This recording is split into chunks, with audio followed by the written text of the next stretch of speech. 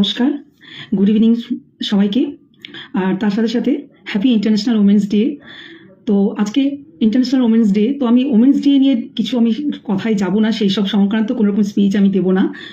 কিন্তু আমার যেটা সাবজেক্ট, তো সেই জন্য আমার মনে হলো যে না, ওমেন্স ডে উপলক্ষে অ্যাটলিস্ট ওমেন্সদের হেলথের জন্য একটা অ্যাওয়ারনেস প্রোগ্রাম করি। তো থ্রু সোশ্যাল মিডিয়ায় যেটা আমার সুবিধা, তো সেই জন্য আজকে আমি এই লাইভ করছি। আমি ডক্টর জয়শ্রী জানা। আমি আজকে লাইভ আমার যে জন্য করা, এই ওমেন্স ডে উপলক্ষে আমার দিক থেকে জাস্ট ফিমেলদের জন্য একটা অ্যাওয়ারনেস একটা আমি বলবো, যেখানে আমি ফিমেলদের প্রবলেম এসব নিয়ে বলবো, এবং তার মাঝে আপনাদের কারোর যদি কোনো রকম কোশ্চেন থাকে, আপনার নিজের হোক বা আপনার বাড়ির কারোর সম্পর্কে যদি কিছু জানার থাকে, তাহলে তারাও কোশ্চেন করবেন। প্রথমে আমি আসি কমপ্লেনের দিকে, কারণ মহিলারাও অনেক বেশি বিভিন্ন রোগে ভোগেন, এবং এটা সবারই জানা যে মহিলাদের তাদের লাইফস্টাইলে অ্যাকর্ডিং টু এজ সবারই হরমোনাল চেঞ্জেস হয়, পুরুষ স্ত্রী সবারই হরমোনাল চেঞ্জেস আসে, তাদেরও অনেক কিছু সুবিধা অসুবিধা হয়, কিন্তু মহিলাদের ক্ষেত্রে অনেক বেশি সেটা সাফার করতে হয়। তাদের পিউবার্টিকে যে মেনস্ট্রুয়েশন শুরু হয়, তারপরে তার pregnancy time, lactation period, menopausal, এরকম যে ফেজগুলো আসে তাদের জীবনে, বিভিন্ন সময় বিভিন্ন সমস্যা হয়। প্রথমে আসি আমি যে মহিলারা বেশিরভাগ কি রোগে ভোগেন। প্রথম হচ্ছে যে হার্টের প্রবলেম। আগেকার দিনে বলা হতো যে মেয়েদের অতটা হার্টের প্রবলেম হয় না, এখন মেয়েরা খুব বেশি হার্টের প্রবলেমে ভুগছে। আসলে ব্যাপারটা ঠিক তা নয়। হার্টের প্রবলেম আগেও মেয়েরা ভুগতো, এখনও ভোগে। আগে মেয়েদের প্রবলেম বা অ্যাজ এ হোল মেয়েদের জীবন সংক্রান্ত সেই কনসাসনেস, সেই অ্যাওয়ারনেসটার প্রচণ্ড বেশি অভাব ছিল। সময়ের সাথে সাথে অনেক বেশি পরিবর্তন অবশ্যই হয়েছে। আগের মতো এতটা খারাপ অবস্থা নেই, মেয়েদের জীবনেও অনেক সুযোগ সুবিধা আসছে, বা তারাও এখন আগের তুলনায় কেয়ার পাচ্ছে, কিন্তু তবুও এখনো পর্যন্ত কোথাও না কোথাও সেই গ্যাপ তো আছেই। এবং বা মেয়েরা কিছুটা নিজেদের স্বভাববশত কারণেও নিজেদের প্রতি একটা কেয়ারলেস ব্যাপার কাজ করে। একজন মহিলা, এটা আপনারা বাড়িতে একটু চোখ কান খোলা রাখলে সবাই লক্ষ্য করবেন, যারা জেন্টসরা তাদেরকে বলছি আমি, যে আপনার মা, বোন, দিদি বা আপনার মিসেস, যে কেউ, আপনি ভালো করে খেয়াল করে দেখবেন যে সে নিজে রান্না করে দিচ্ছে সবাইকে, কিন্তু তার নিজের দিকটা সবসময় সে খেয়াল রাখে না, বা হয়তো অনিচ্ছাকৃতভাবে একটু হয়েই যায়, নিজের প্রতি একটা কেয়ারলেসনেস ব্যাপার হয়ে যায়। তো এখন তবু কনসাসনেস বেড়েছে, তারাও নিজেদের যত্ন নিতে শিখেছে, কিন্তু পার্সেন্টেজ এখনও কম। তো যেটা প্রথম বলবো আমি, হার্ট ডিজিজেও কিন্তু এখন মহিলারা প্রচণ্ডভাবে এফেক্টেড হচ্ছে, এবং কাজ করতে করতে তারা অনেক সময় অনেক কিছু সিমটম অ্যারাইজ করে। বুকে চাপ বোধ হচ্ছে, এদিকে বাম কান থেকে বাম হাত একটা অবশ ভাব হয়ে যাচ্ছে, তবু হয়তো তারা কাজ করে যাচ্ছে। তারা ভাবে যে হয়তো পরিশ্রম করছি সেই জন্য, বা এই যে কালকের বাসি খাবারটা খেয়ে নিয়েছি, হয়তো গ্যাস অম্বল হয়েছে, ওই জন্য তারা ভাবছে যে গ্যাস অম্বল হয়ে গেছে, তাই বুকের চাপ বোধ লাগছে। অথচ সেটা যে একটা হার্টের প্রবলেম হচ্ছে, বা মেবি একটা মাইনর অ্যাটাক তার হতে চলেছে বা হয়েছে, সেটা সে হয়তো সেই অ্যাওয়ারনেস তো তার থাকে না, বা সেই সিমটমটা তার জানা থাকে না বলে সেই জন্য সে সেটাকে কেয়ার করে না। তো এরকমভাবে তখন দেখা গেল যে একটা মাইনর অ্যাটাক হয়ে গেল, বা তার হয়তো হার্টের ব্লকেজ আছে, সেই জন্য তার রেগুলার কাজকর্ম করতে করতে যে তার যে একটা দুর্বলতা কাজ করছে, সে হাঁসফাঁস করছে, আগের তুলনায় তার কাজের গতি কমে গেছে, বা সেই আগের মতো সেই ফাস্ট কাজকর্ম করতে পারছে না, সেগুলো খুব একটা খেয়াল করে না। তখনই তাদের হার্টের ডিজিজ খুব দেখা যায়, বা হার্টের ব্লকেজ হয়। এবং এখন মহিলারাও হার্ট অ্যাটাকে প্রচুর পরিমাণে তাদের জীবন সংশয় পর্যন্ত হচ্ছে, এরকমভাবে হার্টের ডিজিজ দেখা যাচ্ছে। স্ট্রোকও হচ্ছে, অক্সিজেন সাপ্লাই, ব্লাড সাপ্লাই ব্রেনের ঠিক মতো না হওয়ার জন্য কি হচ্ছে না, তার ব্রেনের মধ্যে হেমোরেজ, ব্লিডিং হয়ে যাচ্ছে, কোথাও ব্লাড ক্লট হয়ে যাচ্ছে, কিছু সিমটম দেখা যাচ্ছে, তার মাথা ধরে থাকছে বা মাথা ঘুরছে, একটা অজ্ঞান মতো হওয়ার অবস্থা হচ্ছে, এবং খুব সাধারণ মাইনর কিছু সিমটম, অথচ সেগুলো যে ভেতরে ভেতরে কোনো রোগ হচ্ছে কি না, একটা যে চেক আপ করা দরকার, বা কিছু প্রবলেম হয়েছে যে ডক্টর চেক আপ করা দরকার, সেটা অনেকেই মহিলারা করে না, যার জন্য তখন ব্রেন স্ট্রোকও হতে পারে। তো সরি,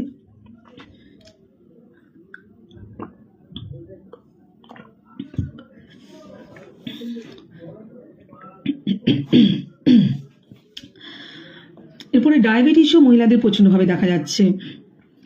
তাদের যেহেতু একটা অনেক সময় কি হয়, কি রেগুলারিটি মেনটেন করতে পারে না সব কিছু।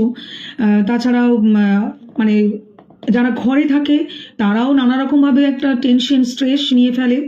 আর যারা বাইরে বেরোয়, কারণ এখনো পর্যন্ত আমাদের সমাজের এই চেহারাটাই আছে যে ছেলে মেয়ে দুজনেই যদি বাইরে সার্ভিস করে, বাইরে যায়, তাছাড়াও কিন্তু ঘরের বেশিরভাগ পার্সেন্টেজ কিন্তু মহিলারাই সব কিছু করে। তো সেক্ষেত্রে কোথাও না কোথাও মেয়েদের উপরে প্রেশারটা একটু বেশি থাকে বা ডাবল প্রেশার থাকে। এইসব বিভিন্ন রকম স্ট্রেস নিতে গিয়েও কিন্তু তারা ডায়াবেটিসে আক্রান্ত হচ্ছেন। এছাড়াও বাইরে যাওয়া, খাওয়া দাওয়া সব কিছু করতে গিয়ে বা এখনকার যে ডায়েট হ্যাবিট, লাইফস্টাইল, এইসবের যেটা অ্যানিমিয়া, প্রচণ্ডভাবে অ্যানিমিয়া ডেভেলপ করছে। যদিও অ্যানিমিয়া আমাদের মানে ইন্ডিয়ার মতো ডেভেলপিং কান্ট্রিতে অ্যানিমিয়া সাফার করছে, সবাই করছে, বাচ্চা থেকে বড়, জেন্টস লেডিস সবাই সাফার করছে, কিন্তু মহিলারা একটু বেশিই করছেন পার্সেন্টেজ। কারণ কি, একটা পিউবার্টিক এজের সময় যখন মেনস্ট্রুয়েশন শুরু হয়, তখন যে শরীর থেকে ব্লাড লস হয়, সেই সময় তাদের আয়রন রিচ ফুডটা খুব বেশি দরকার।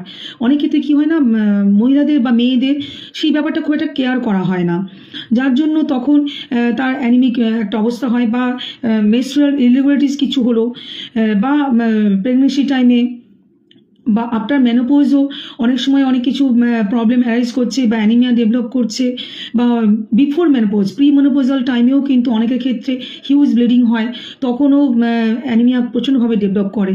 তো অ্যানিমিয়াতেও খুব বেশি সাফার করছে এখনকার মহিলারা। আর এটা হচ্ছে যেটা হচ্ছে অস্টিওপোরোসিস, যেটা মানে বোন ক্ষয় হয়ে যাওয়া, হাড় ক্ষয় হয়ে যাওয়া। এটা তো মানে প্রচণ্ড কমন প্রবলেম। আগে তবুও ছিল 40-45-এর পরে, এখন মোটামুটি আফটার 30 ইয়ার্স এজ মহিলাদের এই হাড়ের যে দুর্বলতা, এক কথা যদি আমি বলি খুব সাধারণ ভাষায়, যে হাড় দুর্বল হয়ে যাচ্ছে, তাদের ক্যালসিয়াম ডেফিসিয়েন্সি হচ্ছে, ভিটামিন ডি ডেফিসিয়েন্সি হচ্ছে, এবং তাদের এই হাড়ের দুর্বলতার জন্য তাদের হাড় বিভিন্ন আর্থাইটিস, রিমাটিজম এগুলো তো ডেভেলপ করছি, তার সাথে সাথে আরও সিভিয়ার যদি খুব বেশি ক্যালসিয়াম ডেফিসিয়েন্সি হয়ে যায়, তখন অস্টিওপোরোসিসও ডেভেলপ করে, যেখানে হাড় ক্ষয় হতে শুরু করে, এবং খুব সহজে সামান্য কারণে তার অ্যাক্সিডেন্টাল একটা সিচুয়েশন হয়ে গেল, তার এমন ফ্র্যাকচার হলো সেটা হয়তো আর জয়েন হলো না, এরকম পরিস্থিতিও হতে পারে। তো এরকমভাবে অস্টিওপোরোসিসও প্রচণ্ডভাবে দেখা যাচ্ছে। আরেকটা হচ্ছে যে যেটা ইউটেরাইন কার্সিনোমা, মানে সার্ভিক্যাল কার্সিনোমা যেটা হয়, বা মানে সেক্সুয়াল ট্রান্সমিটেড ইনফেকশনের কারণে এমনিতে তো মানে প্রচুর ডিজিজ হয়, প্রায় 30 টাইপস ডিজিজ আছে যে সেক্সুয়াল ট্রান্সমিটেড ডিজিজ হয় মহিলাদের। তার মধ্যে হিউম্যান প্যাপিলোমা ভাইরাস, তো এই ভাইরাসটার জন্য যেটা ইনফেকশন হয়, যেটা পরবর্তীকালে সার্ভিক্যাল কার্সিনোমা ডেভেলপ করতে পারে, এটা একটা পজিটিভ সাইড যে এটার ভ্যাকসিন বেরিয়ে গেছে। তাই আমি বলবো, আপনারা যারা দেখছেন তাদের বলবো, যদি আপনার এজ বিফোর 45 হয় তাহলে আপনি এখনও নিতে পারেন। আর যদি আপনার বাড়িতে মেয়ে আছে যার এখনো বিয়ে হয়নি, বিফোর মানে আনম্যারিড অবস্থায় আছে, অ্যাকচুয়ালি এই ভ্যাকসিন সবচেয়ে ভালো কাজ করে, অ্যাক্টিভলি কাজ করে, সেটা হচ্ছে before sexual activity, that means before marriage আমরা ধরে নিই। তো বিফোর ম্যারেজ যদি আপনার মেয়েকে আপনি দিতে পারেন, তাহলে এটা থেকে প্রিভেন্ট করা যাবে এই সার্ভিক্যাল কার্সিনোমা। কিন্তু সার্ভিক্যাল কার্সিনোমা প্রচণ্ডভাবে খুব কমন প্রবলেম হয়ে দাঁড়িয়েছে কিন্তু এখন। তো এটা একটা দিতে পারে। এবং আর যাদের হয়তো বিয়ে হয়ে গেছে কিন্তু এখনো 45 ইয়ার্স এজ হয়নি, তাহলে সেক্ষেত্রেও আপনি দিতে পারেন। 12 বছর 15 বছর বয়স পর্যন্ত যে টাইমিংটা, সেখানে আপনাকে 3টে ডোজ নিতে হয় 6 থেকে 12 মাস ইন্টারভেলে। আর যদি আপনার এজটা বেশি হয়, তো সেক্ষেত্রে আপনাকে 2টো ডোজ নিতে হবে 6 মাস ইন্টারভেলে। এটা আপনি একটা ভ্যাকসিন নিতে পারেন। আর একটা খুব কমন প্রবলেম, সেটা হচ্ছে ব্রেস্ট ক্যান্সার। এই ব্রেস্ট ক্যান্সারের সমস্যাও কিন্তু খুব মানে এখন কমন হয়ে দাঁড়িয়েছে। তবে শুধু ব্রেস্ট ক্যান্সার নয়, ব্রেস্টের টিউমার, ফাইব্রোঅ্যাডিনোমা, এই যে কিছু কিছু সমস্যা, তবে ভয় পাবেন না। যদি কোনো রকম লাম্প ফর্মেশন হয় আপনার ব্রেস্টে, কোনো রকম হার্ড লাম্প ফর্মেশন হয়েছে, ব্যথা হচ্ছে, কোনো অসুবিধা হচ্ছে, তো সেক্ষেত্রে আপনি প্রথমে আগে ডক্টর কনসাল্ট করবেন। ব্রেস্টে কোনো রকম টিউমার, কোনো রকম লাম্প ফর্মেশন হয়েছে মানেই যে আপনার ব্রেস্ট ক্যান্সার হয়েছে, এরকম ভয় পাওয়ার কিচ্ছু নেই। বেশ কিছু টেস্টের মাধ্যমে ডক্টর কনসাল্ট করে আপনি কনফার্ম হতে পারবেন যে আপনার ক্যান্সার হয়েছে কিনা। এবং আর্লি স্টেজে ব্রেস্ট ক্যান্সার ট্রিটমেন্ট করলে কিন্তু নো ডাউট খুব ভালো রেজাল্ট এখনো পর্যন্ত হচ্ছে। এখন ক্যান্সারেরও খুব ভালো ভালো ট্রিটমেন্ট শুরু হয়ে গেছে। তো ভয় পাওয়ার কিছু নেই। কোনো কিছু আমাদের চিকিৎসা ব্যবস্থা এখন অনেক বেশি উন্নত হয়েছে। তো সেক্ষেত্রে আমি বলবো, যখনই কোনো সমস্যা হবে, যত বড়ই সমস্যা হোক, একটু সময় থাকতে আপনারা ডক্টর কনসাল্ট করবেন। নিজে নিজে বাড়িতে বসে রেখে নিজে নিজে এক্সপেরিমেন্ট করবেন না, একটু এক্সপার্টের সাথে কনসাল্ট করাটা খুব বেশি প্রয়োজন। এবং এই ব্রেস্ট ক্যান্সারকে প্রতিরোধ করার জন্য আপনার আফটার 20 ইয়ার্স বা 20 থেকে 40 ইয়ার্স এজ পর্যন্ত 3 ইয়ারলি ম্যামোগ্রাম একটা চেক আপ আপনি করবেন। বা যদি আপনার ফ্যামিলিতে ব্রেস্ট ক্যান্সারের হিস্ট্রি থাকে তাহলে অতি অবশ্যই আপনার করা দরকার। এছাড়াও যারা নিজেরা একটু হেলথ কনসিয়াস থাকতে চান, সময় থাকতে যারা মানে যাতে কোনো বিপদে না পড়েন, তাহলে তাদের জন্য বলবো 3 বছর অন্তর অন্তর 3 ইয়ারলি আপনি ম্যামোগ্রাম টেস্ট একবার চেক আপটা করে নেবেন। তাহলে সেখানে আপনার ব্রেস্ট ক্যান্সারের মানে সম্ভাবনা আছে কিনা বা ব্রেস্ট ক্যান্সার হচ্ছে কিনা সেটা আপনার একদম আর্লি স্টেজে আপনার ধরা পড়বে। আর আফটার 40 তখন কিন্তু সেক্ষেত্রে আপনাকে, এবং যদি আপনার রিস্ক কোনোরকম থাকে বা রিস্ক ফ্যাক্টর মিনস আপনার জেনেটিক্যালি আপনার ফ্যামিলিতে আপনার মা দিদা ঠাকুমা কারোর আছে, এরকম যদি জেনেটিক্যালি যদি কোনোরকম থাকে বা আপনার লাইফস্টাইল যদি সেরকম খুব খারাপ সেরকম থাকে, দ্যাট মিনস ইরেগুলার লাইফস্টাইল, আপনার কিছু ব্যাড হ্যাবিট আছে, আপনি অ্যালকোহল নেন, আপনি স্মোকিং করেন, এরকম যদি ব্যাড হ্যাবিটও থাকে তাহলে কিন্তু আপনি রিস্ক ফ্যাক্টরের মধ্যে আছেন। সেক্ষেত্রে আফটার 40 আপনার ইয়ারলি ম্যামোগ্রাম চেক আপ করতে হবে। তো এইরকম কিছু প্রবলেম সমস্যাগুলোতে জেনারেলি মহিলারা বেশি ভোগে। এছাড়াও মেন্সের সাথে রিলেটেড, মেনস্ট্রুয়েশনের সাথে রিলেটেড প্রচুর সমস্যা, মানে একদম স্টার্টিং থেকে শুরু করে মেনোপজ পর্যন্ত, পোস্ট মেনোপজাল এরকম প্রচুর সমস্যা হয়। যেমন হচ্ছে যে আমি বলি এখন যেটা একটা খুব কমন দেখা দিয়েছে যে যখন পিউবার্টি গেজ শুরু হচ্ছে, প্রথম স্টার্ট অফ মেন্স হচ্ছে, একবার হয়ে তারপরে 1-2 মাস গ্যাপ হওয়াটা তবুও নর্মাল, সেটাকে নিয়ে টেনশন করার কিছু নেই। তারপরে আবার হলো প্রথম দিকে স্টার্টিংয়ে অনেকের হয়তো তার হিমোগ্লোবিন লেভেলটা একটু কম আছে বা কোনো তার লাইফস্টাইল কোনো কারণে, সেটা নিয়ে এত টেনশন করার কিছু নেই। প্রথম আপনার মেন স্টার্ট হওয়ার পরে বা আপনার বাড়িতে আপনার কোনো মেয়ে আছে বা আপনার পরিচিত কেউ আছে আত্মীয় স্বজনের মধ্যে, তার যদি প্রথম 1-2 মাস গ্যাপ হয়, সেটা নিয়ে বেশি টেনশন করার কিছু নেই। প্রথমেই ডক্টর মানে কোনো রকম যদি সিমটম অ্যারাইজ না করে, কোনো রকম আপনার প্রবলেম না হয়, তাহলে সেক্ষেত্রে আপনার কোনো রকম কনসাল্ট করার দরকার নেই। আপনি নর্মাল থাকবেন, যেরকম আপনি খাওয়া দাওয়া করছেন ভালোভাবে, আপনার লাইফস্টাইল যেন ঠিক থাকে সেটা খেয়াল রাখবেন। কিন্তু যদি দেখেন যে সেটা গ্যাপটা 4-5 মাস 6 মাস গ্যাপ হয়ে যাচ্ছে, এরকম যদি হয়, বা যদি মান্থলি কারোর ক্ষেত্রে 28 ডেজ +-7 ডেজ মেন্সটা হওয়ার কথা, তো সেক্ষেত্রে হয়তো কারো কারোর ক্ষেত্রে ওই মানে 28-এর আগে মানে 7 দিনের তারও আগে হয়ে যাচ্ছে, বা 28 পরে 7 দিন পার করে আরও অনেকটা দেরি হচ্ছে, খুব বেশি লেট খুব বেশি আগে এরকম হচ্ছে, বা 10 দিন 15 দিনের ইন্টারভ্যালে যদি কারো ক্ষেত্রে মেন্স হচ্ছে, তো সেক্ষেত্রে তখন অবশ্যই ডক্টর কনসাল্ট করবেন এবং প্রয়োজনীয় সব কিছু টেস্ট করে ট্রিটমেন্ট আছে, কোনো ভয়ের কিচ্ছু নেই। আর আরেকটা দেখা যায় যে প্রি মেনোপজাল টাইমেও কিন্তু হিউজ ব্লিডিং শুরু হয়, যেটা একটু আগে আমি বলছিলাম। এই প্রবলেমে কিন্তু অনেকে খুব ভুগছে। অনেকের ক্ষেত্রে একটু কম হচ্ছে, 1 মাস গ্যাপ হচ্ছে, আবার তারপরে মেনোপজ এসে যায়। কিন্তু অনেকের ক্ষেত্রে হয় কি না, হিউজ ব্লিডিং হয়, সেই ব্লিডিং এতটাই সিভিয়ার কন্ডিশন হয় যে একেবারে মানে সিভিয়ার অ্যানিমিয়া পর্যন্ত ডেভেলপ করে যায়। ইভেন তাকে হয়তো তখন মানে ব্লাড দেওয়ার মতো সিচুয়েশনও এসে যায়, হসপিটালে যাওয়ার মতো সিচুয়েশনও এসে যেতে পারে প্রি মেনোপজাল টাইমে। তো সেরকম যদি সিমটম আপনার হয়, সেক্ষেত্রেও অবশ্যই ডক্টর কনসাল্ট করবেন। এবং এইরকম ধরনের যেসব সমস্যা, এছাড়াও যেটা একটা মেয়েদের খুব কমন প্রবলেম হয়ে থাকে লিউকেরিয়া, যেটা হচ্ছে সাদা স্রাব, সেটাও অনেকের মানে বিফোর পিরিয়ড বা আফটার পিরিয়ড সামান্য কিছু হলে সেটা ভয়ের কিছু নেই। কিন্তু যদি সেটা খুব বেশি হয়, সেটা আপনার নর্মাল লাইফকে ডিস্টার্ব করে, ডিসমেনোরিয়া, যদি আপনার মানে সিভিয়ার পেন হয়, একটু পেন থাকবে মেন্সের সময়, সেটা খুব স্বাভাবিক, বা সেটা আপনার টলারেবল পেন থাকবে, কিন্তু পেনের জন্য যদি আপনি কোনোভাবে মানে আপনার নর্মাল ডেলি লাইফকে আপনার ডিস্টার্ব হয়ে যায়, তাহলে সেক্ষেত্রে আপনাকে ডিসমেনোরিয়া নিয়ে ভাবতে হবে, তখন সেটা ডিসমেনোরিয়া বলা হবে এবং সেটার জন্য আবার ট্রিটমেন্ট করতে হবে। তো এরকমভাবে মেন্স রিলেটেডও প্রচুর সমস্যা মহিলারা ভোগেন। এইরকমভাবে এই যে আরেকটা যেটা হয় পোস্ট মেনোপজাল টাইমে বেশি দেখা যায়, সেটা হচ্ছে অ্যালজাইমার ডিজিজ। এটাও মহিলাদের খুব প্রমিনেন্ট, এবং মহিলাদের বরং বেশি আমি বলবো, এবং এটা রেকর্ডও বলছে যে মহিলাদের মধ্যে বেশি। এবং আমরাও পাচ্ছি যে মানে প্রথম দিকটা তো ঠিক মানে খুব সিভিয়ার কন্ডিশন থাকে না, কিন্তু মোটামুটি 35-40 পার হয়েছে, তারা এসে বলে যে আমি খুব ভুলে যাচ্ছি, এই সামান্য সামান্য ব্যাপার আমি ভুলে যাচ্ছি, কিন্তু পরবর্তীকালে দেখা যায় সেটা আরও বেশি খুব সিভিয়ার হতে থাকে এবং সেটা তার নর্মাল লাইফকে ডিস্টার্ব করতে শুরু করে। তো এই অ্যালজাইমার ডিজিজও কিন্তু দেখা যাচ্ছে মেয়েদের মধ্যে খুব বেশি, এবং বিশেষ করে বেশি দেখা যায় প্রি মেনোপজাল বা পোস্ট মেনোপজাল টাইমে। এইভাবে মেয়েদের এই সব সমস্যাগুলো হয় জেনারেলি। তো সময় থাকতে আপনি কি করে এটাকে ডায়াগনোসিস করবেন? আপনার কিছু থরো চেক আপ করা দরকার, ইয়ারলি একটা চেক আপ করবেন অন্তত। যদি আপনি হেলদি লাইফ লিড করছেন, আপনার কোনো রকম কোনো সিমটম নেই, সরি, আপনার মেন্স রিলেটেড কোনো সমস্যা নেই, আপনার রিপ্রোডাক্টিভ সিস্টেমে কোনো সমস্যা নেই, আপনার কোনো রকম হার্টের বা কোনো একদম নর্মাল আপনি লাইফ লিড করছেন, কোনো অসুবিধা নেই, তাহলে ঠিক আছে, তাহলে সেক্ষেত্রে আপনি আফটার 35 আপনি শুরু করবেন। আর যদি কারো অসুবিধা আছে, তাহলে তো তার যখন অসুবিধা তখন তাকে ট্রিটমেন্ট করতে হবে বা চেক আপে যেতে হবে। সিম্পলি একটা ব্লাড টেস্ট আপনি ইয়ারলি করবেন, যেখানে সিবিসি থাকবে। এছাড়া আপনার যদি কোনো সেরকম কিছু আপনার ডাউট হচ্ছে, আপনার কিছু মনে হচ্ছে, আপনি হয়তো ডক্টর দেখানি কিন্তু আপনার মনে হচ্ছে কিছু সিমটম, আর সোশ্যাল মিডিয়ার মাধ্যমে আপনারা অনেক কিছু জানতে পারছেন। তো সেরকমভাবে যদি আপনার ডাউট হচ্ছে যে আপনার লিভারে কিছু সমস্যা হচ্ছে বা কিডনিতে কিছু সমস্যা হচ্ছে, কোনো রকম প্রবলেম আপনার সন্দেহ হচ্ছে, তাহলে সেক্ষেত্রে আরও যে ব্লাডের যে টেস্টগুলো হয়, এলএফটি, কেএফটি, এই সবগুলো আপনি করতে পারেন।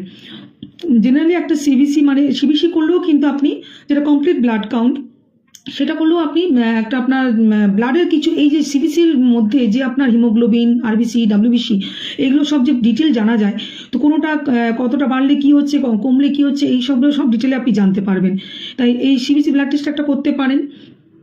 আর হচ্ছে এমনি জেনারেলি আপনি একটা জাস্ট ওভারঅল একটা ফিজিক্যাল চেক আপ, আপনি ডক্টর কাছে যাবেন, আপনার মানে একটা জাস্ট ফিজিক্যালি আপনার এক্সটার্নালি আপনার যে ফিজিক্যাল চেক আপ, আপনার কোথাও কোনো লাম ফর্মেশন হচ্ছে কিনা, যেটা আমাদের মানে ভুল হয়ে যায়, যে যেখানে হয়তো ব্যথা হয়নি কিছু না, কিন্তু কোথাও একটা কোনো গ্রোথ হয়ে আছে, সে হাতে হোক, পায়ে হোক, বা কোনো ইন্টারনাল অর্গান হোক, কোনো একটা জায়গায় গ্রোথ হচ্ছে কিন্তু আমরা সেটাকে ঠিক কেয়ার করছি না, এরকম কারণেও কিন্তু অনেক সময় তখন সেটা পরবর্তীকালে একটা খারাপ রূপ নিতে পারে। তাই একটা physical check up, physical examination করা দরকার। এছাড়াও যদি আপনার পিরিয়ড রিলেটেড খুব বেশি সমস্যা থাকে বা হজমের খুব বেশি সমস্যা থাকে, সেক্ষেত্রে সোনোগ্রাফি করাও খুব দরকার পড়বে। আর যেটা মানে যদি আপনার একটা রিস্ক ফ্যাক্টর আপনার থাকে, ফ্যামিলিতে কার্সিনোমার হিস্ট্রি থাকে, সেক্ষেত্রে ম্যামোগ্রাম করতে হবে, বা যেটা সার্ভাইকাল কার্সিনোমার জন্য প্যাপ টেস্ট করতে হবে, বোন ডেন্সিটি যে টেস্টটা হয় সেই টেস্টটাও করতে হবে। তো যেটাতে আমরা বুঝতে পারি যে আমাদের হাড়ের দুর্বলতা কি অবস্থায় আছে, এবং তখনই দেখা যায় যে ক্যালসিয়াম ডেফিসিয়েন্সি হচ্ছে, বা আপনার যদি বোন ডেন্সিটি কম থাকে, তখন বুঝে নিতে হবে যে আপনি কিন্তু রিস্ক ফ্যাক্টরের মধ্যে আছেন। পরবর্তীকালে আপনার সিভিয়ার আর্থারাইটিস বা আপনার অস্টিওপোরোসিস পর্যন্ত ডেভেলপ করতে পারে। তো বোন ডেন্সিটি এবং সময় থাকতে যদি আপনার দেখেন যে আপনার লেভেলটা কমের দিকে আছে, তখন খুব স্বাভাবিক বোঝাই যাবে যে আপনার ভিটামিন ডি বা ক্যালসিয়াম ডেফিসিয়েন্সির জন্যই আপনার হচ্ছে, এবং তখন আপনি যদি আপনার লাইফস্টাইল ডায়েটটাকে ঠিকঠাক রাখেন, আপনার প্রবলেম হবে না, অস্টিওপোরোসিস থেকে আপনি নিজেকে প্রিভেন্ট করতে পারবেন। তো এইরকম যে টেস্টগুলো আমি বললাম, এই টেস্টগুলো করা খুব প্রয়োজন। আর ব্রেস্ট ক্যান্সারের জন্য আমি আগেই বললাম, ইউটেরাইন ফাইব্রয়েড, ডিসমেনোরিয়া, লিউকোরিয়া, আপনার ব্রেস্ট ক্যান্সার, এগুলো সব রিলেটেড অলরেডি আমার ভিডিও আমার চ্যানেলে, যেটা বাংলা চ্যানেলটা বললাম healthy diet with tasty recipe, সেখানে আপলোড করা আছে। যদি কেউ মিস করে গেছেন বা আপনার মনে হচ্ছে যে একটু জানা দরকার, তাহলে আমার চ্যানেলে প্লে লিস্ট করা আছে, সেখানে ডিজিজ সংক্রান্ত যে অ্যালবামটা আছে, সেই অ্যালবামটা আপনারা ক্লিক করে সেখানে আপনারা সার্চ করে আপনারা দেখতে পাবেন। ওভারঅল প্রিভেন্ট করবেন কিভাবে? আপনার চেক আপ, আপনার নিজের প্রতি কনসাসনেস তো অবশ্যই দরকার। আপনি যতই ব্যস্ত থাকুন, আপনি ঘরে বাইরে সব দিকে অনেক কিছু করছেন, তবুও বলবো যে নিজের কেয়ারটা নিজেকেই নিতে হবে। আপনার উপরে এখনো পর্যন্ত এই পরিবেশ আছে আমাদের সমাজে যে আপনার উপরে কিন্তু গোটা ফ্যামিলির দায়িত্ব থাকে, সবাইকে ভালো রাখার দায়িত্ব আপনার উপর থাকে। তো সেক্ষেত্রে আপনি যে নিজেকে ভালো না রাখতে পারেন, তাহলে সবাইকে ভালো রাখতে পারবেন না। তাই নিজের প্রতি কনসাস থাকবেন সবসময়, এবং কোনো রকম অসুবিধা হলে ডক্টর কনসাল্ট করা সব কিছু করবেন। এবং তার সাথে যেটা আরেকটা আমি বলবো, যেটা আমার মানে আমি একদিকে হোমিওপ্যাথি ডাক্তার এবং আমি ডায়েটিশিয়ানও, তো সেই জন্য আমি সবসময় চেষ্টা করি যে ডায়েট রিলেটেড অ্যাডভাইসটাও আপনাদের সাথে শেয়ার করা। তো মেয়েদেরকে কী ধরনের খাবার আপনি ভালোভাবে খাওয়াবেন, শুধুমাত্র প্রেগনেন্সি টাইমে ভালো খেতে হবে, এই কনসেপ্টটা মোটামুটি মানুষের মাথায় ঢুকে গেছে। এখন এতটা অ্যাওয়ারনেস গ্রো করেছে, তো প্রেগনেন্সি টাইমে সবাই কেয়ার নেয়, যে যতটুকু সামর্থ্য ভালোভাবেই কেয়ার নেয়। কিন্তু মেয়েদেরকে শুরু করতে হবে কেয়ার নেওয়াটা যখন পিউবার্টি এজ শুরু হচ্ছে, চাইল্ডহুডে একদম মানে বিফোর পিউবার্টি এজ, চাইল্ডহুডের সময়টাতে, তখন ছেলে মেয়ে সবাইকে সমানভাবে আপনি খাবার দাবার দিন, সব কিছু দিন, কোনো অসুবিধা নেই, সব কিছু ঠিক চলবে। কিন্তু যখনই পিউবার্টি এজ আসবে, আপনার মেনস্ট্রুয়েশন পিরিয়ড শুরু হবে, তখন থেকে মেয়ের, আপনার বাড়িতে আপনার ছেলে মেয়ে দুজনই আছে, কিন্তু তবুও আপনার মেয়ের দিকে calcium rich food, iron rich food একটু ইনক্রিজ করবেন। কারণ ক্যালসিয়াম আমাদের আর এই যে মানে বোনকে স্ট্রং করতে খুব দরকার, আর আয়রনটাও দরকার এই যে মেনস্ট্রুয়েশনের সময় যে ব্লাড লসটা যেটা শুরু হয়ে যাচ্ছে, যাতে কোনো রকম অ্যানিমিয়া ডেভেলপ না করে, আয়রন ডেফিসিয়েন্সি না হয়ে যায়। আয়রন ডেফিসিয়েন্সি হলে তখন আপনার হিমোগ্লোবিন ডেফিসিয়েন্সি হবে, আপনার অ্যানিমিয়া ডেভেলপ করবে। তো সেই জন্যে যাতে সিভিয়ার অ্যানিমিয়া ডেভেলপ না করে, ওই জন্য ওই সময় আয়রন রিচ ফুড, যেখানে আপনি বিভিন্ন ধরনের স্প্রাউটস এবং মেটে, মানে ননভেজ যারা বলছি তাদের জন্য চিকেন, তারপর লিভার, মানে রেড মিটের যে লিভার, ডিম, এগুলো আপনি দেবেন। তাছাড়াও আপনি বেশ গ্রিন লিফি ভেজিটেবল সবজি দেবেন, স্প্রাউটস, যে কোনো দানা জাতীয় জিনিস, বাদাম, এগুলো সব দেবেন আপনার মেয়ের ডায়েট প্ল্যানে, তাহলে তার আয়রন মিট আপটা হয়ে যাবে। আর ক্যালসিয়ামের জন্য অবশ্যই মিল্ক প্রোডাক্ট খুব ভালো করে দেবেন। যদি তার কোনো অ্যালার্জি থাকে, আমি যে ফুডগুলো বলছি এটা নর্মালভাবেই বলছি, এবং ইন্ডিভিজুয়ালি যদি কারোর কিছু প্রবলেম থাকে, কারোর কোনো অ্যালার্জি এফেক্ট কাজ করে, তাহলে সেক্ষেত্রে তার ক্ষেত্রে সেটা স্কিপ করতে হবে। আদারওয়াইজ ক্যালসিয়াম রিচ ফুডের জন্য আপনি দুধ দিন, মিল্ক প্রোডাক্ট দিন, আর তাছাড়াও বিভিন্ন ধরনের দানা জাতীয় জিনিস দেবেন, ড্রাই ফ্রুটস দেবেন, বাদাম দেবেন। এই সব ধরনের সব রকম এই খাবারগুলো কিন্তু আপনার মেয়ের ডায়েট প্ল্যানে ইনক্লুড করুন, এবং ভালো করে রেগুলার খাওয়াবেন, যাতে তার কোনোভাবে ক্যালসিয়াম এবং আয়রনের ডেফিসিয়েন্সি না হয়। এই ক্যালসিয়াম আয়রন ডেফিসিয়েন্সি থেকে যদি আপনি রোধ করাতে পারেন, যদি তার ডেফিসিয়েন্সি থেকে আটকাতে পারেন, তাহলে দেখবেন অনেক কিছু রোগ থেকে তাকে আপনি প্রিভেন্ট করতে পারছেন, তার আর অসুবিধা হচ্ছে না। এছাড়াও প্রোটিন রিচ খাবারটা অবশ্যই দেবেন, এবং লিন প্রোটিনের অভ্যেসই ছোট থেকেই করবেন, যাতে রেড মিট কখনই কোনো অবস্থাতেই ভালো নয় খুব একটা। তো সেই জন্য ছোট থেকে একটু লিন প্রোটিনের দিকেই যেন তার টেন্ডেন্সি থাকে, সেটার দিকে খেয়াল রাখতে হবে। সেই জন্য আপনি চিকেন, মাছ, ডিম এরকম ধরনের, এবং বিভিন্ন যারা ননভেজ খান না তাদের জন্য বলবো পনির, টোফু, তাছাড়াও আপনার বিভিন্ন দানা জাতীয় জিনিস, ডাল, এগুলো যারা ননভেজ খান না, পিওরলি ভেজ খান, তাদের জন্য অতি অবশ্যই তারা তাদের ডায়েট প্ল্যানে বিভিন্ন বিনস জাতীয় জিনিস, দানা জাতীয় জিনিস, ডাল এবং পনির, এসব মিল্ক প্রোডাক্টগুলো অতি অবশ্যই তারা ইনক্লুড করবেন। আর তার সাথে বাদাম, সিডস এগুলো অবশ্যই ইনক্লুড করবেন। তো এইভাবে আপনার ডায়েটটা মেনটেন করবেন, প্রোটিন রিচ ফুড দেবেন, এবং কার্বোহাইড্রেটও দেবেন। কার্বোহাইড্রেট কিন্তু এখনকার জেনারেশনে যেটা খুব সমস্যা হয়ে দাঁড়িয়েছে, যে এক্সপার্টের সাথে কনসাল্ট না করে এখনকার মেয়েরা খুব বেশি সেই কি বলবো, slim figure, zero figure concept, এই সব পথে খুব এগোনোর চেষ্টা করছে।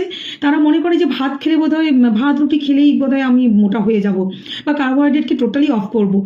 দেখুন, আমি একটা কথা বলি যে কার্বোহাইড্রেটকে কন্ট্রোলে রাখতে হবে। আপনার ফিগার, আপনার healthy wait, healthy life maintain করার জন্য কার্বোহাইড্রেটকে একটা লিমিট অবস্থায়, একটা লিমিটেড কোয়ান্টিটিতে রাখতে হবে।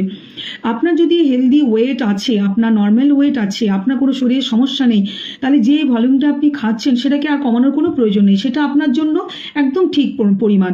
অতএব সেটা নিয়ে ভয় পাওয়ার কিচ্ছু নেই। ভাত রুটি খেয়েও ডায়েট প্ল্যান করা যায়, এবং কার্বোহাইড্রেট খেয়েও কিন্তু আপনার ওয়েট লস করা যায়। শুধু আপনার জন্য ইন্ডিভিজুয়ালি ভ্যারি করবে।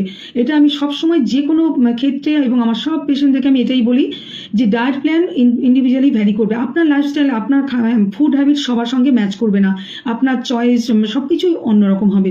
তো সেই জন্য ইন্ডিভিজুয়ালি ভ্যারি করবে। তো ওভারঅল আমি বলবো কার্বোহাইড্রেটকে একটু রেস্ট্রিক্ট করবেন। যদি আপনার মেয়ে খুব বেশি হেভি ওয়েট, তার যদি ওয়েট বেশি আছে, বা এখনই ওবেসিটি ওয়েট বেশি আছে, বা ওবেসিটি অলরেডি ডেভেলপ করেছে, তাহলে সেক্ষেত্রে আপনাকে সাবধান হতে হবে। বা অনেকের কি হয়, হাইপোথাইরয়েডের জন্য কিন্তু ওয়েট গেইন হয়ে যায়। তাই ওবেসিটি হয়ে গেলে সেটা কিন্তু শুধুমাত্র ডায়েট কন্ট্রোল, নিজের মতো করে বাড়িতে ডায়েট কন্ট্রোল করে ফেলে রাখবেন না। একটু ডায়েটিশিয়ান, ডক্টর কনসাল্ট করে তারপরে আপনি, কারণ যদি আপনার দেখা যায় যে শুধুমাত্র খাওয়ার জন্য নয়, আপনার হরমোনাল কিছু ডিসব্যালেন্স হয়েছে বলে তার ওয়েট গেইন হয়েছে, তাহলে তখন সেটারও ট্রিটমেন্ট, আমার ডায়েট প্ল্যানের সাথে সাথে সেটারও ট্রিটমেন্টের খুব প্রয়োজন আছে। তাই কার্বোহাইড্রেটকে একটু কম রাখবেন, ঠিক আছে, প্রয়োজন মতো রাখবেন, কিন্তু টোটালি স্কিপ করবেন না, কারণ এনার্জিটাও দরকার। এই বয়সে মেয়েদের ক্ষেত্রে, বিশেষ করে পিউবার্টি এজে, সেই সময় সে উঁচু ক্লাসে ওঠে, মোটামুটি 5, 6, 7, 8 একটা তখন সে হাই স্কুলে যাওয়া শুরু করে, তো একটা পড়াশোনার প্রেশারও থাকে। আর এখনকার যে জীবন, ক্লাস 5 থেকেই তারা কেরিয়ারিস্টিক মেন্টালিটি কাজ করে, এই করতে হবে, ওই করতে হবে, অনেক বেশি স্বপ্ন এখনকার বাচ্চাদের মনে।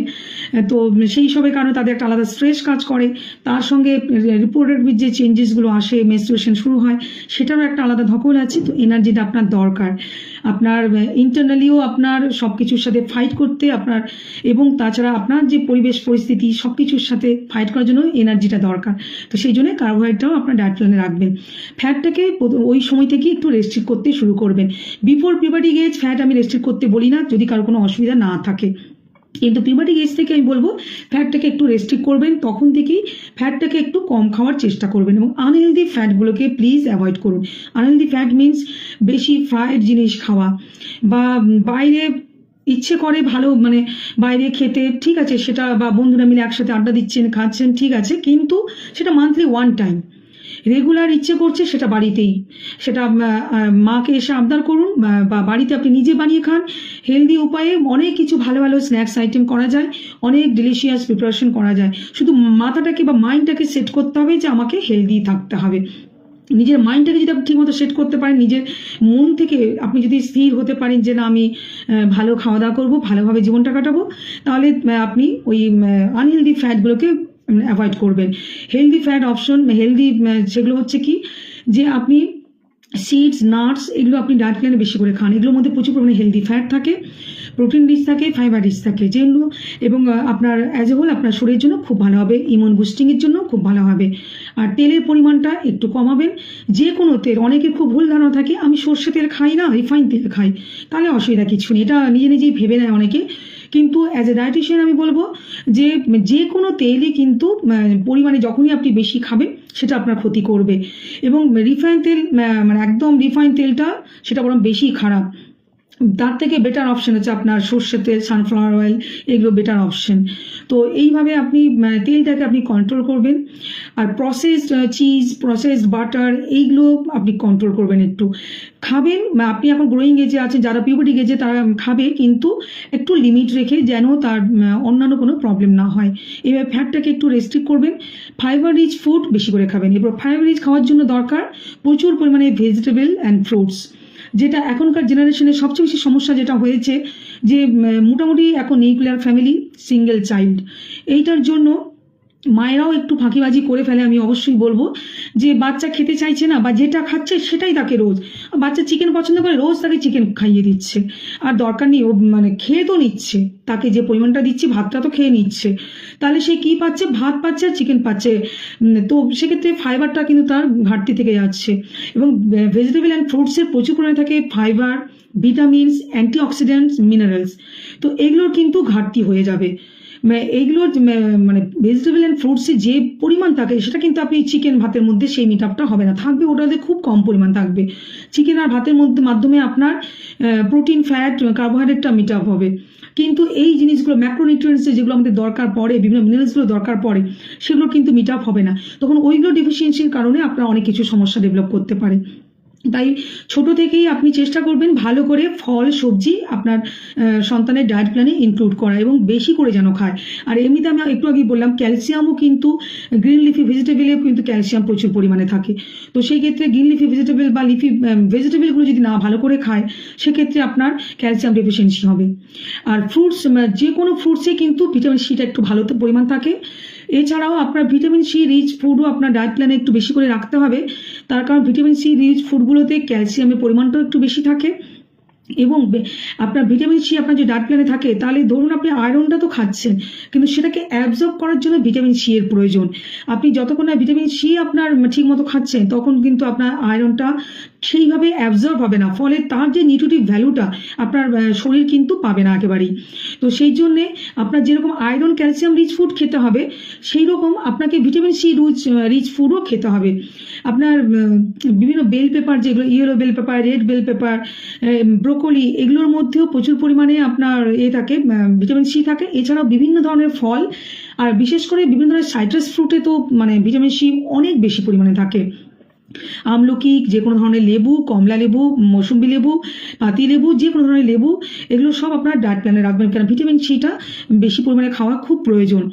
তো এইভাবে আপনার ডায়েট প্ল্যানটা মেনটেন করতে হবে। এবং সব কিছুর সাথে জলটা খুব ভালো করে খেতে হবে। পড়াশোনার চাপ আছে, এই টিউশন দৌড়চ্ছে, এই স্কুল যাচ্ছে, কিন্তু জল ঠিক মতো খাচ্ছে না, বা জল ক্যারি করছে না। জল ক্যারি করার অভ্যেস করাবেন বাচ্চাদের, কারণ এখনকার বাচ্চারা শুধুমাত্র ঘরে বসে পড়াশোনা হয় না। আগে যে একটা কনসেপ্ট ছিল যে স্কুল আর বাড়ি, কিন্তু এখন বাচ্চারা বিভিন্ন এক্সট্রা কারিকুলার অ্যাক্টিভিটিসের মধ্যেও এঙ্গেজ হচ্ছে, বাইরে যাচ্ছে, টিউশন পড়ছে, এইসব যে নানাভাবে তারা যাচ্ছে, তাদের প্রথম থেকেই জল ক্যারি করার অভ্যেস করাবেন, যাতে তারা রেগুলার জলটা খায়। সব কিছুর সাথে এরপরে বলি আমি যে এক্সারসাইজটা অবশ্যই দরকার। রেগুলার আপনার লাইফস্টাইলে যেরকম আপনাকে রোজ খাবারটা খেতে হবে, জল খেতে হবে, এক্সারসাইজও আপনাকে করতে হবে। এবং প্রথম থেকে যদি আপনার এক্সারসাইজের হ্যাবিট থাকে, তাহলে পরবর্তীকালে আপনার, এবং এক্সারসাইজ রেগুলার আপনি করেন, আপনার শরীরে সেই ক্যালসিয়ামকে অ্যাবজর্ব করতেও খুব ভালো কাজ করবে, এবং আপনার হাড় অনেক বেশি স্ট্রং হবে। এই যে অস্টিওপোরোসিস বা প্রি মেনোপজ বা আফটার মেনোপজাল টাইমে যে সমস্যাগুলো মহিলাদের হয়, একটা খেয়াল করে দেখবেন, বিশেষ করে মহিলাদের, আপনার ছেলেদের তুলনায় মেয়েদের কিন্তু আর্থাইটিস, বাতের ব্যথা, এগুলো কিন্তু কোমরে ব্যথা, এগুলো বেশি দেখা যায়। তার কারণ হয়েছে তাদের ক্যালসিয়াম ডেফিসিয়েন্সি হয়। তারা কোথাও না কোথাও সংসারে কাজ করবো, তাদের একটাই এক্সকিউজেস থাকে যে আমি সংসারে অনেক কিছু করছি, আমার সময় নেই। এই সময় নেই করে প্রথম দিকটা তো ইয়াং এজে হয়ে যায়, টাইমটা পার হয়ে যায়, কিন্তু যখনই 35-40 ইয়ার্স এজ এসে যায় তারপর থেকে কিন্তু সমস্যা শুরু হয়ে যায়। তখনই বিভিন্ন ব্যথা যন্ত্রণা এবং যেটা আমি বললাম সবচেয়ে খারাপ কন্ডিশন যে আপনার পরবর্তীকালে অস্টিওপোরোসিস পর্যন্ত হয়ে যেতে পারে, বোন টিবিও ডেভেলপ করতে পারে। তো এগুলো যাতে না হয় প্রথম থেকেই এক্সারসাইজের হ্যাবিট করবেন। যত ব্যস্ত থাকুন, এখন ঘরের মধ্যে থেকেও কিন্তু অন স্পট অনেক কিছু on spot jogging, free hand exercise বা কিছু আপনি ওয়াকার এইসব ইনস্ট্রুমেন্টও ইউজ করতে পারেন যদি আপনার সেরকম সম্ভব হয়, বা আপনার যদি ওয়াকিং করতে পারেন, জগিং করতে পারেন, যোগা করুন। এরকমভাবে নানাভাবে আপনি আপনার এক্সারসাইজের কিন্তু একটা আপনার সারাদিনের শিডিউলে 24 ঘন্টার মধ্যে 30 to 40 মিনিটস আপনাকে একটা এক্সারসাইজের জন্য আপনার টাইম অবশ্যই রাখতে হবে। এটাও কিন্তু বন্ধ করলে হবে না, এটা আপনাকে অতি অবশ্যই করতে হবে। আর ঘুমোবেন, ভালো করে ঘুমোবেন, ঘুমটা খুব দরকার। যতই কাজের প্রেশার থাক 7-8 ঘন্টা হচ্ছে একদম খুবই ভালো। 7 থেকে 8 ঘন্টা যদি ঘুমোতে পারেন তাহলে দেখবেন ওখানেই আপনার, এবং সেটা যদি সাউন্ড স্লিপ করতে পারেন, এটা নয় যে না আপনার আপনি ঘুমোতে যাচ্ছেন কিন্তু আপনার ঘুমটা ডিস্টার্ব, আপনার কোনো রকম স্লিপ ডিসঅর্ডার ডেভেলপ করছে, তা নয়।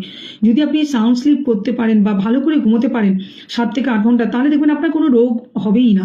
অনেক রোগ থেকে আপনি নিজেকে সরিয়ে রাখতে পারবেন। কিন্তু 7-8 ঘন্টা হয়তো মহিলাদের বিশেষ করে অন্তত 7-8 ঘন্টার সময় হয় না, এটা সবাই জানেন।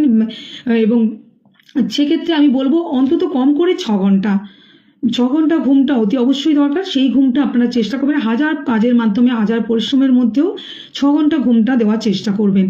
তারপরে আপনি সবকিছু কাজকর্ম করুন। এবং মহিলাদের উদ্দেশ্যে আমি একটা কথা বলবো, এতে গেল আমার সাবজেক্ট রিলেটেড যে বিভিন্ন রোগ সংক্রান্ত, ডায়েট সংক্রান্ত।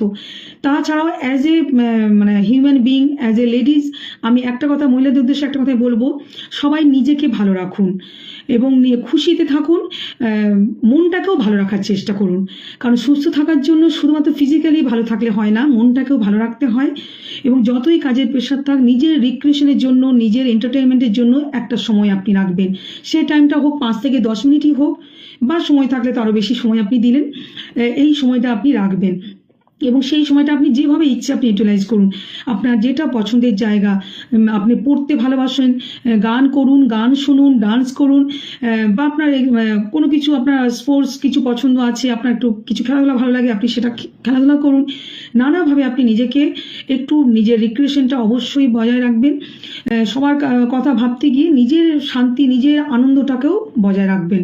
কারণ নিজেকে ভালো রাখতে হবে। কারণ আপনি যদি মেন্টালি যদি আপনি ঠিক শান্তিপূর্ণ পিসফুল না থাকেন, তাহলে কিন্তু আপনি সবার সাথে সেই ভালো ব্যবহারটাও রাখতে পারবেন না। আপনার মধ্যে একটা ইরিটেবিলিটি ডেভেলপ করবে। সবার সাথে সেই শুধু রান্না করে দিলে হয় না, আপনি রান্না করতে গিয়ে যদি আপনার একটা ইরিটেশন কাজ করে, তাহলে কিন্তু সেক্ষেত্রে আপনার সেই আপনি ডিউটির তখন ব্যাপারটা হয়ে যাবে, আপনার ডিউটি করা হবে কিন্তু আপনি আপনার কাজটাকে ঠিক ভালোভাবে করতে পারবেন না। আপনার যেটা পছন্দের জায়গা, আপনার ড্রয়িং যদি করতে ভালো লাগে, যেভাবে ভালো লাগে আপনি নিজের জন্য সময় বের করে কিছুটা সময় নিজের মতো করে কাটাবেন, যেটা ভালো লাগবে। আর একটা জিনিস যেটা করবেন, যেটা এখনকার ফার্স্ট লাইফে খুব প্রয়োজন, সেটা হচ্ছে মেডিটেশন। সারাদিনে অন্তত 10 থেকে 15 মিনিট, আধ ঘন্টা করতে পারলে খুবই ভালো, কিন্তু অন্তত 10 থেকে 15 মিনিট সময় আপনি মেডিটেশন করবেন। সেটা সারাদিনে যে কোনো সময়, সেটা কোনো নির্দিষ্ট টাইম নেই, আপনার যখন সম্ভব হবে, যখন আপনি একটু শান্ত পরিবেশ দেখে, সেটা বাড়ির মধ্যে হোক, আপনার বাগানে গিয়ে হোক, ছাদে গিয়ে হোক, যেখানে হোক, আপনার যেখানে আপনার একটু কমফোর্টেবল, একটু পিসফুল পরিবেশ আছে, সেখানে আপনি বসে, বা আপনার যদি শোয়ার ব্যবস্থাকে শুয়ে, যেভাবে ইচ্ছে আপনার কমফোর্টেবল ভাবে আপনি মেডিটেশনটা অবশ্যই করবেন। সেটাতে মেডিটেশন কিন্তু অনেক বেশি উপকার হয়। এবং সব কিছুর মধ্যে যদি আপনার তাও সময় না হয়, আপনি রাতে ঘুমোতে যাওয়ার সময় অন্তত 10 মিনিট মেডিটেশন করে তারপরে ঘুমোবেন। আর সবশেষে আমি একটা ইম্পর্টেন্ট অ্যাডভাইস দেব, সেটা হচ্ছে যে এখনকার প্রচণ্ড অনলাইন ইন্টারনেটের যুগ, স্ক্রিন থেকে একটু ডিট্যাচ থাকবেন, সবসময় স্ক্রিনে এঙ্গেজ থাকবেন না। আপনার সে কাজের প্রয়োজনে হোক, বা আপনার নিজের কাজের বা আপনার এন্টারটেনের জন্য হোক, কখনো এন্টারটেনের বস্তু হিসেবে আপনি আপনার ফোনটাকে কিন্তু বেছে নেবেন না, যে স্ক্রিনের মধ্যে আমি সবসময় বসে আছি, বা রাতে ঘুমোতে যাওয়ার আগে পর্যন্ত আমি স্ক্রিনে অ্যাটাচ আছি, আমি ফোনে দেখছি, কিছু করছি, এইটা করবেন না। বা ঘুমোতে যাওয়ার অন্তত 1-2 ঘন্টা আগের থেকে আপনার স্ক্রিন ডিট্যাচ হবেন। আপনার অফিসের যদি কাজে থাকে, সেটাও আপনি আরও আগে করে নেবেন। স্ক্রিন থেকে একটু সময়টা কম রাখবেন, প্রয়োজন ছাড়া খুব বেশি স্ক্রিনে অ্যাটাচ থাকবেন না। তো এইভাবে আমি আমার তরফ থেকে ওমেন্স ডে উপলক্ষে ফিমেলদের জন্য আমি ওভারঅল একটা অ্যাডভাইস দিলাম, একটা অ্যাওয়ারনেস আমি স্পিচ দিলাম। এরপরে যদি কারোর কোনো কোশ্চেন থাকে, কোনো ফিমেল কমপ্লেন, ফিমেল রিলেটেড কোনো সমস্যা, তাহলে অবশ্যই আমাকে একটু কমেন্ট করে জানান। যারা পরে জয়েন করেছেন তাদেরকে অসংখ্য ধন্যবাদ।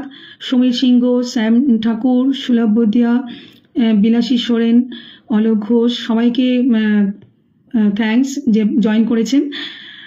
আমার হিন্দিটা খুব ভালো হচ্ছে, থ্যাংক ইউ। যারা অলরেডি আমার কিছু হিন্দি চ্যানেলটা সম্পর্কে আমি খুব বেশি এখনো পর্যন্ত আসলে জাস্ট আমি 2 না 3টে ভিডিও আপলোড করেছি, তাই আমি লিঙ্কটা সেভাবে এখনো শেয়ার করিনি। তাই যতক্ষণ আপনারা কোশ্চেন ভাবছেন ততক্ষণ আমি আবার ইন্ট্রোডিউস করিয়ে দিই আমার নতুন চ্যানেল সম্পর্কে। সেটা হচ্ছে be healthy with doctor Jayashree, যেটা আমি করছি হিন্দিতে, যদিও হিন্দিটা একটু শুনলে হাসিই পাবে হয়তো, কিন্তু চেষ্টা করছি। কারণ অনেক যারা বাংলা বোঝেন না এরকম অনেকেই আমাকে অনেক দিন ধরে খুব বলছেন যে আমার কন্টেন্টগুলো হিন্দিতে করার জন্য, সেজন্য আমি একটা ছোট্ট চেষ্টা করছি। আপনারা সবাইও একটু সেটাকে সাবস্ক্রাইব করে রাখবেন। টপিকগুলো হেলথ রিলেটেড টপিকই হবে, কিন্তু একদম যে সেম টপিক থাকবে তা নয়। যখন যেটা মাথায় আসবে বা যখন যার যেটা রিকোয়েস্ট থাকবে তার উপরে বেশ করেই আমি ভিডিওগুলো করি।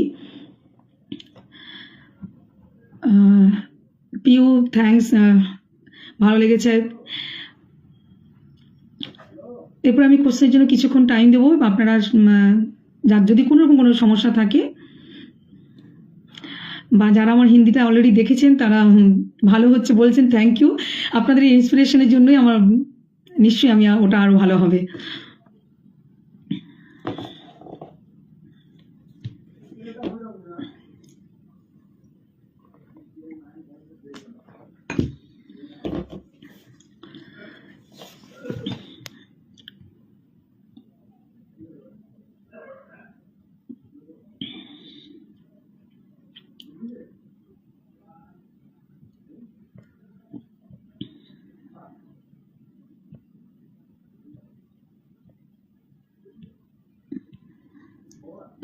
আমি একটু দেখে নিচ্ছি যদি বাই চান্স কোনো কোশ্চেন ছিল কিনা।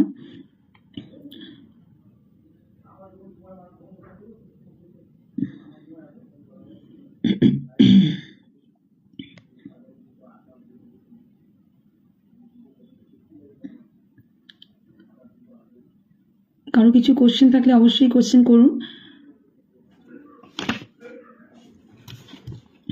আমি 10 থেকে 15 মিনিট আমি আরো থাকবো লাইভে আপনাদের কোশ্চেন আনসারের জন্য।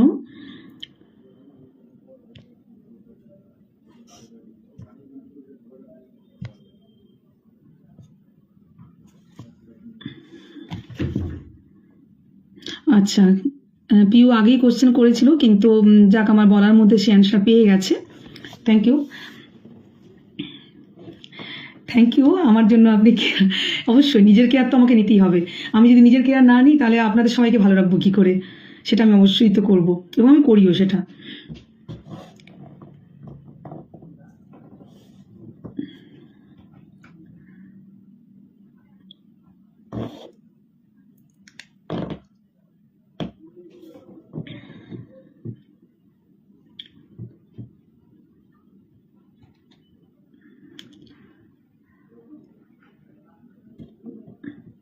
কারো কি কোনো কোশ্চেন নেই? আর একটা আমি স্পেশাল থ্যাঙ্কস দেবো যারা জেন্টসরা আজকের লাইভ আমার জয়েন করেছেন। যেহেতু টপিকটা ছিল ফিমেলদের জন্য, অথচ জেন্টসরা যারা জয়েন করেছেন তাদেরকে আমার অসংখ্য ধন্যবাদ। যে কারণ জেন্টস লেডিস নিয়ে সব মিলেমিশেই আমাদের সংসার, আমাদের সমাজ। তো তারাও যখন এই আমার লাইভ দেখছেন, তার মানে তারা নিশ্চয়ই কনসাস থাকেন তাদের ফ্যামিলির যে ফিমেল মেম্বার তাদের প্রতি। তো তাদেরকে আমার সত্যি কথা আজকে ওমেন্স ডে উপলক্ষে তাদেরকে আমার স্পেশাল থ্যাঙ্কস।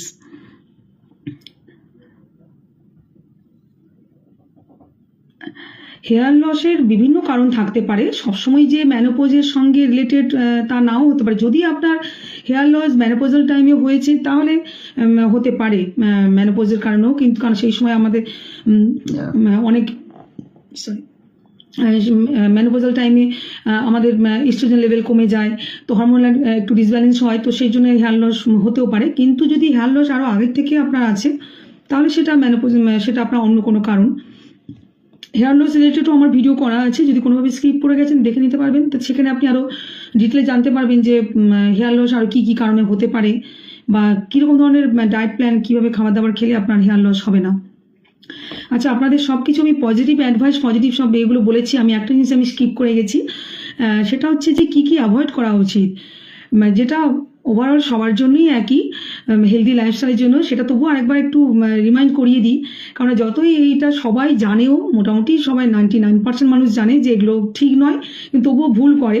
তো সেই জন্য আমি বলবো ফাস্ট ফুডকে অ্যাভয়েড করবেন, রিফাইন্ড কার্বোহাইড্রেটকে অ্যাভয়েড করবেন, ওই ময়দা রিলেটেড কোনো জিনিসগুলোকে অ্যাভয়েড করে হোল গ্রেন প্রোডাক্টগুলো আপনার ডায়েট প্ল্যানে বেশি করে রাখবেন।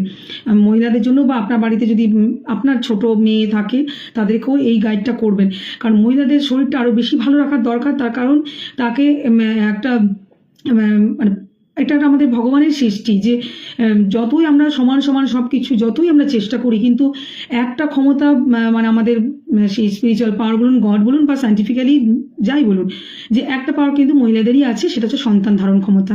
তো আপনাকে যেহেতু সন্তান ধারণ করতে হবে, সেটা একটা খুবই একটা ক্রুশিয়াল পিরিয়ড। তো সেই জন্য আপনাকে কিন্তু আপনার শরীরটা ভালো রাখা খুব দরকার। তাই ফাস্ট ফুড এইসব থেকে দূরে রাখাই ভালো। খুব ইচ্ছে করছে অকেশনালি, এবং একটা কথা আমি আমার জানতে পারলে হাসি পায়, সেটা হচ্ছে কি অনেকে উইকলি অকেশনালি ব্যাপারটা হয়। অনেকে হয়তো বলছে যে আমি অকেশনালি একটু উল্টোপাল্টা হয়ে যায়, সেটা কি না প্রতি স্যাটারডে, প্রতি সানডে, সেটা কিন্তু চলবে না।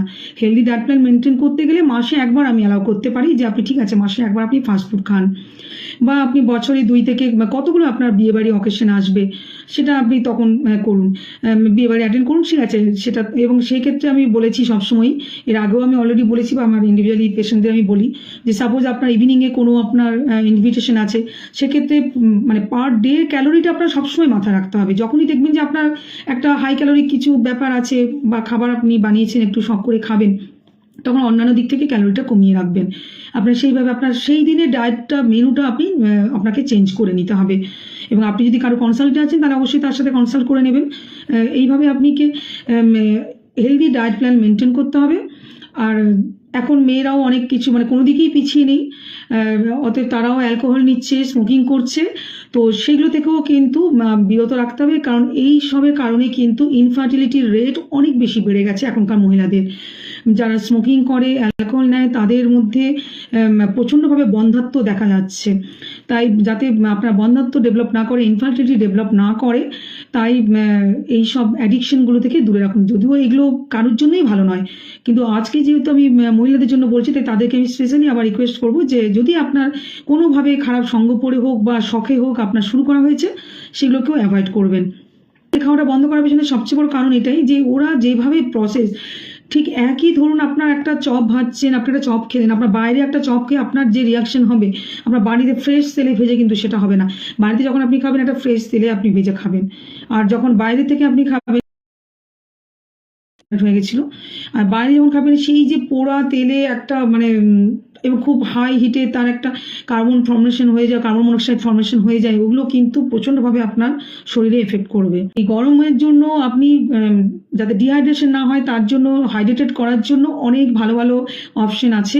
এই নিয়ে ভিডিও তো ডিটেলে আছেই, তবু আমি বলে দিচ্ছি। আপনি ডাব ওয়াটার খান, বিভিন্ন ধরনের ডিটক্স ওয়াটার খান, বিভিন্ন ধরনের শরবত জাতীয় জিনিস খান, ফ্রুট জুস খান, কিন্তু কখনোই হাইড্রেটেড করার জন্য বোতল বোতল কোল্ড ড্রিঙ্কস খেয়ে ফেলবেন না। বা গরম লাগছে একটু বাইরে বেরিয়েছি, বেশ রোজ একটা করে আইসক্রিম খাচ্ছি, এই ভুলগুলো করবেন না। ওগুলোতে আপনার কোনো রকম হাইড্রেটেড তো হয়ই না, উল্টে আপনার বরং ডিহাইড্রেটেড করে দেয় শরীরকে। আপনার শরীরকে এক্সট্রা ক্যালোরি গেইন ইনটেক করা হয়ে যায় আপনার ওগুলোর মাধ্যমে। কার্বোনেটেড বেভারেজগুলো খুব ক্ষতি করে, তো সেই জন্য কোল্ড ড্রিঙ্কস, আইসক্রিম এগুলোকেও অ্যাভয়েড করুন। শেষ করার আগে আমি বলবো যে হ্যাপি ইন্টারন্যাশনাল ওমেন্স ডে। এটা তো ওমেন্সদের জন্য, এবং যারা জেন্টসরা জয়েন করেছেন তাদেরকে আমি আবার মন থেকে হার্টিলি আমি স্পেশাল থ্যাঙ্কস দিচ্ছি, যে আপনারা কোথাও না কোথাও সেই কনসার্ন আপনাদের ফিমেল মেম্বারের প্রতি, তাই আপনারা আজকে আমার লাইভ জয়েন করেছেন। কারণ আজকে লাইভটা তো টোটালি ফিমেল কমপ্লেনের উপরে ছিল, তবু আপনারা জয়েন করেছেন, এই জন্য আপনাদেরকে স্পেশাল থ্যাঙ্কস। সবাই খুব ভালো থাকুন, সুস্থ থাকুন। এবং যাওয়ার আগে আমি মনে করি দিই, আমি লাইভটা যখন তখন এত করা সম্ভব হয় না, তো এবং যতটা সম্ভব আমার কাজের ফাঁকে আমার ভালো লাগে, এটা আমার পছন্দের জায়গা, তাই আমি 2টো ইউটিউব চ্যানেল খুলে রেখেছি, যাতে যারা আমার থেকে দূরে থাকে তাদেরকে আমি অ্যাডভাইস দিতে পারি। তো সেই জন্য আমার দুটো চ্যানেল আছে। একটা তো নতুন একদম, হিন্দি চ্যানেলটা নতুন, যেটা হচ্ছে be healthy with doctor Jayashree, আর Bengali channel healthy diet with tasty recipes. এই দুটো চ্যানেল মাধ্যমে আপনারা আমার সঙ্গে যুক্ত থাকুন, এবং আমার ইউটিউব ভিডিওর মধ্যেও যদি কোনো রকম কোনো কোশ্চেন অ্যারাইজ করে, আপনারা কোশ্চেন করবেন। আমি সবার মানে কমেন্টের আমি রিপ্লাই দিই সবসময়, দেরি হলেও কিন্তু আমি রিপ্লাই দেওয়ার চেষ্টা করি। আর আমি শিলিগুড়িতে থাকি, কিন্তু অনলাইন ট্রিটমেন্টও আমি প্রোভাইড করি। আমি অনলাইন কনসাল্ট করি, সেটা হোমিওপ্যাথিক, যদি আপনার ডিজিজ কোনো প্রবলেম, মানে ফিজিক্যালি কোনো প্রবলেমের জন্য যদি হোমিওপ্যাথিক ট্রিটমেন্টের প্রয়োজন হয়, তার জন্য আমি হোমিওপ্যাথিক কনসাল্টও করি। আর তাছাড়া ডায়েট কনসাল্টের জন্য আপনার হেলদি লাইফস্টাইলে যদি ডায়েট কনসাল্টের প্রয়োজন পড়ে, বা যদি আপনার কোনো রকম ক্লিনিক্যাল, মানে যদি কোনো ডিজিজ কন্ডিশন অ্যারাইজ করেছে, ক্লিনিক্যাল ডায়েটের দরকার, তো সেই ক্ষেত্রেও আমি ডায়েট কনসাল্ট করি, আমি ডায়েট চার্ট প্রোভাইড করি। তো যারা শিলিগুড়ির বাইরে থাকেন তাদেরকে আমি বলবো, বা শিলিগুড়ির মধ্যেও যদি হয়তো ব্যস্ততার কারণে আসতে পারছেন না আমার কাছে, তো তাদেরকে আমি বলবো যে আপনারা অনলাইনেও আমার সাথে যুক্ত থাকতে পারেন। আমার নাম্বার আমার ফেসবুক প্রোফাইলে আমার একদম প্রথমেই দেওয়া আছে। তাছাড়া আমার প্রত্যেকটি ভিডিওতে আমি আমার নাম্বার শেয়ার করি, ওটা আমার হোয়াটসঅ্যাপ নাম্বার। আপনার হোয়াটসঅ্যাপ বা কলের মাধ্যমে আমার সাথে কন্ট্যাক্ট করতে পারেন। সবাই খুব ভালো থাকুন, সুস্থ থাকুন। Good night everyone, thanks for joining. নমস্কার।